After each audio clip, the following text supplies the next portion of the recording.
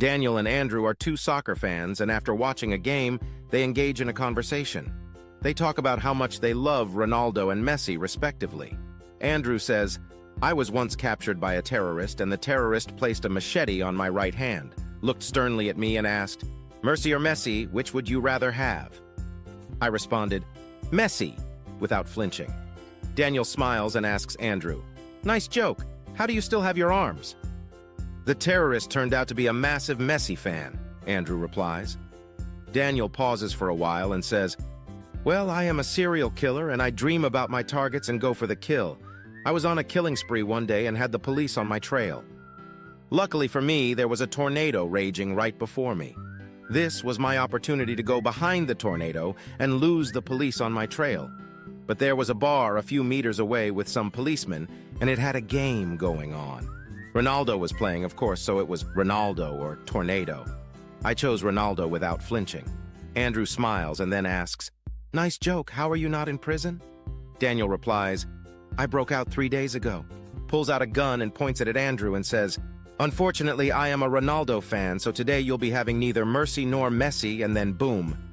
Daniel wakes up from his dream.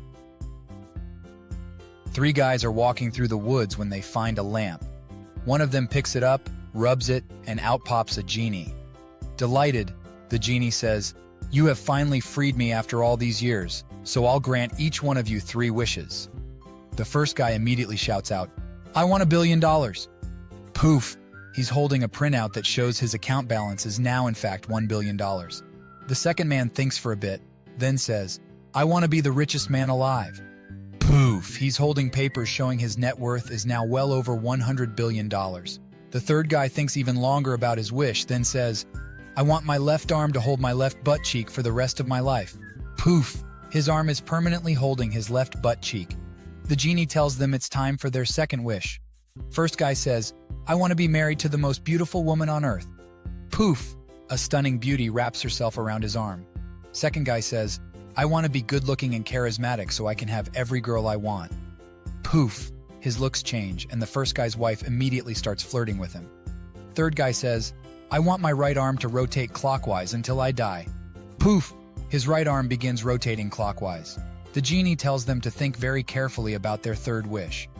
First guy does, and after a while says, "I never want to become sick or injured. I want to stay healthy until I die." Poof! His complexion improves, his acne is gone, and his knees don't bother him anymore. Second guy says, "I never want to grow old. I want to stay 28 forever." Poof! He looks younger already. Third guy smiles triumphantly and says, "My last wish is for my waist to rock back and forth perpetually." Poof! He's now rocking his waist back and forth, still flailing his right arm around and his left arm squeezing his butt cheek. The genie wishes them good luck, disappears, and the men soon go their separate ways. Many years later, they meet again and chat about how things have been going. First guy is ecstatic. "I've invested the money and multiplied it many times over, so me and my family will be among the richest of the rich pretty much forever. My wife is a freak in the sheets, and I've never gotten so much as a cold in all these years."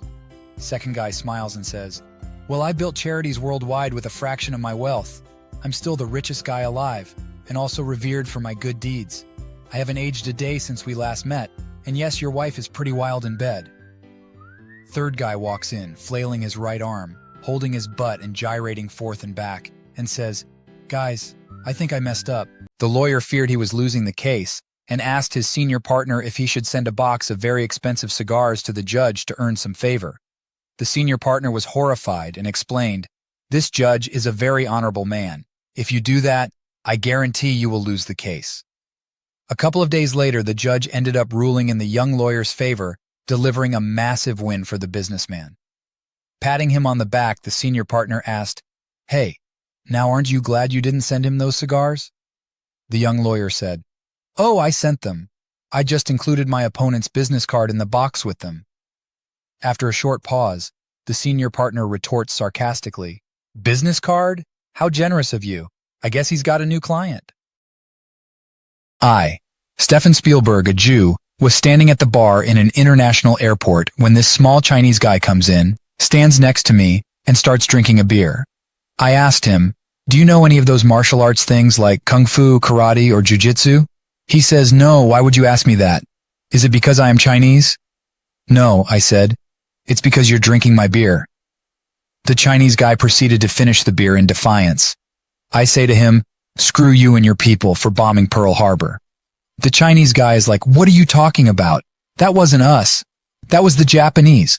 I respond, Chinese, Japanese, Vietnamese, you're all the same. After a few minutes and another beer, the Chinese guy turns to the ME and says, screw you and your people for sinking the Titanic. Huh? They ran into an iceberg. I responded. He then replies, iceberg, Goldberg, Steinberg, you're all the same. I laughed before I realized I was angry, but it was too late. We got chatting, and after another beer he says, according to the Chinese calendar, this is currently the year 4721. However, on the Jewish calendar, it is the year 5784. This must have serious implications. What do you think? Oh dear, I exclaimed. Serious indeed. It means in the beginning Jews had to suffer through 1063 years without Chinese food.